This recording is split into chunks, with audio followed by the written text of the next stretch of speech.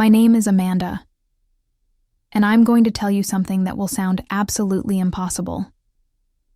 Something that doctors, scientists, and even religious scholars have tried to explain away. But I was there. I lived it. And I'm here today because of a miracle. 3 years ago, I was thrown into an arena with 6 starving lions. I should have died in seconds. My body should have been torn apart, my screams silenced forever. But I'm standing here today, telling you this story. Before I tell you what happened in that arena, before I tell you how Jesus Christ himself saved my life, I need to take you back to the beginning, because you need to understand how a girl from Texas ended up as a Saudi princess, and how that fairy tale became my worst nightmare. Sit back. Get comfortable. Because this is going to take a while, and I promise you, every word is true. I grew up in a small town outside Houston. Middle-class family. My dad worked construction. My mom was a school teacher. We went to church every Sunday. You know, the kind of family where grace before dinner wasn't optional and your Bible better not be collecting dust. I was a good girl. Honor roll, volleyball team, youth group leader. But when I turned 18, something in me changed. I looked around at my small town, my simple life, and I wanted more. I wanted the world I saw on Instagram. Luxury, travel, glamour, excitement. So I left. Got accepted to UCLA, moved to California, and slowly, I drifted away from everything I'd been raised to believe. Church became something I did at Christmas. Prayer became something I only did before exams. And God? Well, God became this distant concept I'd deal with later. I graduated, got a job at a PR firm in Los Angeles, and threw myself into the life I'd always dreamed of. Designer clothes, exclusive parties, influential clients. And that's where I met him. Prince Khalid bin Abdullah. It was at a charity gala in London, one of those black tie events where champagne flows and everyone pretends to care about causes. I was there representing a client, feeling completely out of my depth, when this man approached me. Tall, handsome, impeccably dressed. His eyes were dark and intense, and when he smiled at me, I swear my heart stopped. "You look lost," he said in perfect English, with just a hint of an accent. "Just overwhelmed," I admitted. "Then let me be your guide." That night, we talked for hours. He told me about his country, his vision for modernization, his education at Oxford. He asked about my dreams, my ambitions. He listened like I was the only person in the room. 3 months later, he proposed on a yacht in the Mediterranean. I called my mom, practically screaming with excitement.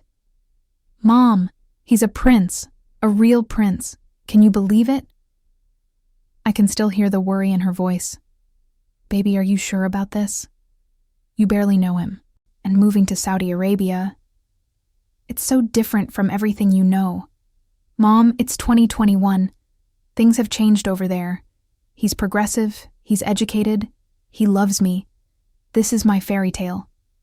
She paused, then quietly, "Just promise me you won't forget who you are. And don't forget to pray, Amanda. No matter what happens, don't forget to pray." I rolled my eyes. "I'll be fine, Mom. I promise." I had no idea how desperately I would need that advice. The wedding was a spectacle. $40 million. Celebrities, royalty from 6 countries, coverage in every major magazine. I wore a dress that cost more than my parents' house. For exactly 3 months, I lived the dream. Khalid was attentive, romantic, generous. We had a palace, an actual palace, with 200 rooms, gardens that went on for acres, staff that catered to my every whim. I had jewelry worth millions, cars I didn't know how to drive, more money than I could possibly spend. But slowly, things began to change. It started small. Khalid would criticize what I wore. "That's too revealing, Amanda. You're a princess now. or who I talked to. Why were you laughing with that guard? It's inappropriate. Then the rules started.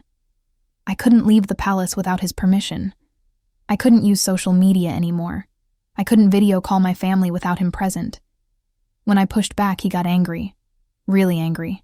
The first time he grabbed me by the arm, his fingers digging in so hard they left bruises. He was screaming about how I disrespected him by speaking directly to one of his male relatives instead of going through proper channels.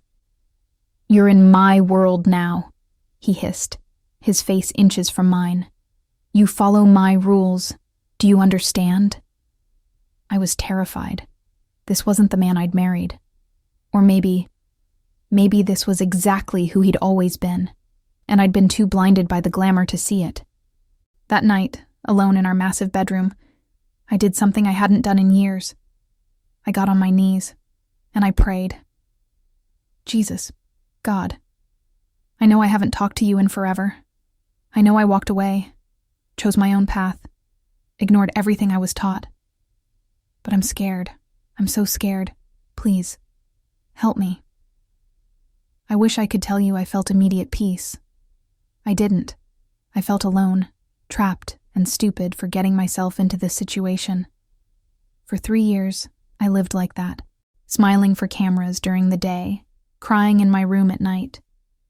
I became an expert at covering bruises with makeup, at explaining away my sadness as adjusting to royal life. I had everything money could buy and nothing that mattered. And then, I discovered something that changed everything. It was a Tuesday evening. I remember because Tuesdays were when my cousin Yasmin visited. She'd moved to Saudi Arabia 6 months earlier, said she wanted to explore her options as a model in the Middle East. I was so happy to have family nearby, someone who understood me. Or so I thought. I was walking through the palace gardens, one of my few freedoms, when I passed Khalid's office. The window was open, and I heard his voice. I should have kept walking, but something made me stop. "Yes, Father. Everything is arranged. The accounts in Switzerland, the properties in London, all under my name. Once Amanda is gone, it all transfers free and clear. Her family won't question it. An accident, a tragedy, the grieving widower." I felt my knees go weak. Gone? Accident? What was he talking about? "And Yasmin?" His father's voice crackled through the speaker. Khalid laughed. Actually laughed. "She's been perfect, keeping Amanda distracted, feeding me information. Once this is handled, Yasmin and I will marry. She understands how things work here, not like Amanda with her Western ideas." I backed away from the window, my hand over my mouth to keep from screaming. Yasmin, my cousin, my family. She'd been helping him plan... what? My murder? That night I barely slept. I lay in bed, my mind racing, trying to figure out what to do. I couldn't call my family. All communications were monitored. I couldn't go to the authorities. Khalid's family was the authority. I couldn't just walk out. The palace was surrounded by guards loyal to him, but I had to try. At 2 a.m. I packed a small bag, just essentials, passport, some jewelry I could sell, and my mother's Bible. I hadn't opened it in years, but something told me to bring it. I'd spent 2 weeks bribing a young guard named Hassan. He had a family, needed money, seemed sympathetic. He promised to leave the eastern garden gate unlocked. I crept through the dark corridors, my heart pounding so hard I was sure someone would hear it. 50 meters to the gate. 40 meters. 30. Then the lights came on. All of them, flooding the courtyard like daytime. Khalid stood by the gate, surrounded by guards. Hassan lay on the ground, blood pooling around his head. "Did you really think it would be that easy?" Khalid's voice was cold. "Dead. Did you really think I wouldn't know?" They threw me in a dungeon, an actual dungeon beneath the palace. I didn't even know it existed. For 3 days, I sat in darkness. They gave me water, but no food. I could hear rats skittering in the corners. The smell was unbearable. I prayed more in those 3 days than I had in the previous 10 years combined. God, I'm sorry. I'm so sorry. I turned my back on you. I thought I knew better. I chased money and status and forgot about everything that mattered. If you get me out of this, I swear I'll spend the rest of my life serving you. Please, please, don't let me die here. On the 4th day, they came for me. The prince has shown mercy, one of the guards announced, though his smirk told me this wasn't mercy. You will not be executed. Instead, you will face trial by ordeal. If Allah wills your innocence, you will survive. Trial by ordeal. I'd read about these, medieval tests where they'd throw people in water to see if they'd float, or make them walk on hot coals, barbaric practices from the Dark Ages. But nothing prepared me for what came next. They dragged me through corridors, upstairs, into the open air. The sun blinded me after days in darkness. As my eyes adjusted, I realized where we were. The arena. Khalid's private arena where he hosted hunting exhibitions. And then I heard it. A sound that turned my blood to ice. Roaring. Deep, primal, terrifying roaring. No! I screamed, fighting against the guards. No, please, you can't. But they were dragging me toward the entrance, and through the gate I could see them. Lions. 6 massive lions in cages around the perimeter. Please. I was sobbing now, begging. Khalid, please. I'm sorry. I'll never try to leave again. Please. Above, in a private viewing box, I saw him. Khalid. Sitting like an emperor with Yasmin beside him. He looked down at me without a shred of emotion. You broke our sacred bond, Amanda. Now you face judgment. They shoved me through the gate into the center of the arena. The metal door clanged shut behind me. I was alone. Alone with 6 starving lions. The arena was circular, maybe 50 meters across, with walls too high to climb.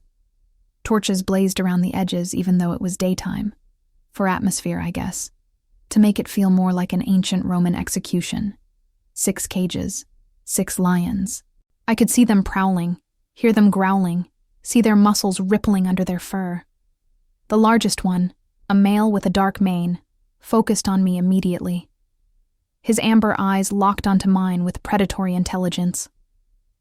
Khalid's voice boomed through speakers. If you are innocent, God will protect you. If you are guilty, well, we shall see. He gave a signal. All 6 cage doors opened at once. I've never known terror like that moment. It's not like fear in a movie or a bad dream. It's your entire body screaming at you to run, to hide, to do something. But there's nowhere to go. The lions emerged slowly, cautiously at first. They spread out, circling me, cutting off any escape. 5 males, 1 female. The female was smaller, but somehow more terrifying. Her movements were quick, calculated. I backed toward the center of the arena, turning in slow circles to keep them all in view. 20 feet away, 15 feet, 10 feet. The smell hit me. Musky, wild, the scent of pure predator. I could see their teeth, could hear the rumble in their throats. My legs were shaking so badly I could barely stand. My breath came in short gasps. Black spots danced at the edges of my vision. This was it. This was how I was going to die. Torn apart by lions while my husband, the man I'd loved, the man I'd given up everything for, watched from above. The largest male crouched, muscles coiling, getting ready to spring. And in that moment, I remembered my mother's last words to me before the wedding. Don't forget to pray, baby.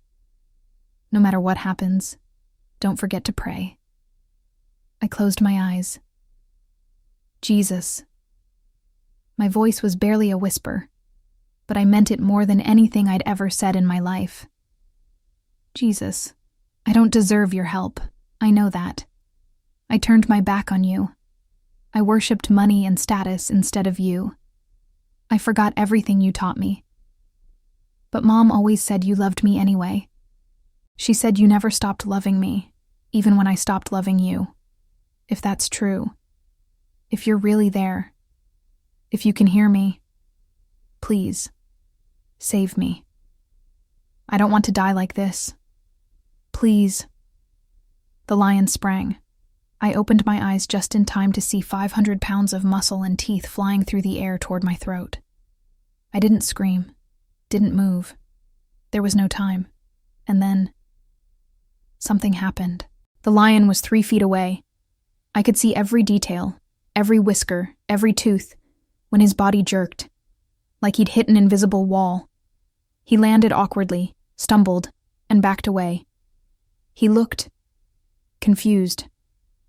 I stood there, frozen, not understanding what I'd just seen. Above me, Khalid leaned forward. What's happening? Why did it stop? The other lions were approaching now from all sides.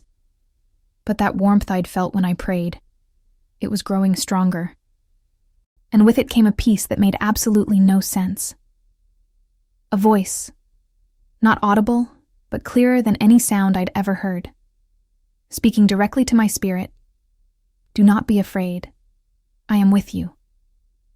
I started to cry, but not from fear anymore. I began to pray out loud. The words came flooding back, memorized from childhood Sunday school. The Lord is my shepherd. I shall not want. He makes me lie down in green pastures. One by one, the lions charged, and one by one, they stopped. 2 feet away. 3 feet. Just stopped. Like there was an invisible barrier they couldn't cross. The female lion, the most aggressive according to what I'd heard the handlers say, came at me full speed. She hit something I couldn't see and actually bounced back, snarling in frustration. I kept praying, tears streaming down my face. Though I walk through the valley of the shadow of death, I will fear no evil. The lions began to pace around me, roaring, snapping their jaws, but they couldn't reach me. It was like I was inside a cylinder of protection. Minutes passed. The lions grew more agitated. They could smell me, could see me, but something was holding them back. And then, the impossible became even more impossible. The largest male, the one who'd attacked first, approached again. But his body language had changed. The aggression was gone. He moved slowly, cautiously, and then he lay down. Right there, 3 feet from me. He just lay down and closed his eyes. I stopped praying mid-sentence, staring in disbelief. One by one, the other lions did the same. They formed a circle around me and lay down like house cats in the sun. Above, Khalid was screaming, "Do something! Make them attack! Use the cattle prods! Do something!" But the handlers were backing away, shaking their heads. Even they could see something was happening that they couldn't explain. I stood there in the center of that arena, surrounded by 6 lions, and I finished my prayer. Surely goodness and mercy shall follow me all the days of my life, and I shall dwell in the house of the Lord forever. The sun was setting now, casting long shadows across the arena. I'd been in there for over an hour. The lions hadn't moved. They just rested around me. I sat down, right there on the sand, and I laughed. I actually laughed, because I finally understood. God hadn't abandoned me when I abandoned him. He'd been waiting for me to come home, waiting for me to remember who I really was. Not a princess, not a wealthy woman, not anything the world said mattered. Just his child. A child he loved enough to shut the mouths of lions. They pulled me out of that arena after 3 hours. The lions never moved, never attacked. Just lay there in a circle around me like guardian angels with fur and teeth. Khalid tried to spin it as a miracle proving my innocence, but word got out. Videos leaked. Within a week, there was international pressure. My family, the U.S. Embassy, human rights organizations, everyone demanding my release. I'm back in America now, safe, free. Khalid faces no consequences, of course. Men like him never do. But I heard Yasmin left him. Apparently, she decided she didn't want to be wife number 2 after all. I don't hate them. I probably should, but I don't. Because without that arena, without those lions, without that moment of absolute helplessness, I never would have found my way back to Jesus. I speak at churches now. I tell this story. And I always end the same way. Some of you are in your own arena right now. Maybe not literal lions, but you're facing something that feels impossible. You're trapped. You're scared. You think you've gone too far, messed up too badly, walked too far away for God to still care. I'm here to tell you, you haven't. He's waiting, right now, waiting for you to call out to him, waiting to show you that he can shut the mouths of whatever lions you're facing. Don't wait until you're surrounded by predators to remember who loves you. My name is Amanda. I was a Saudi princess. But more importantly, I'm a daughter of the King of Kings. And that's a title no one can ever take away.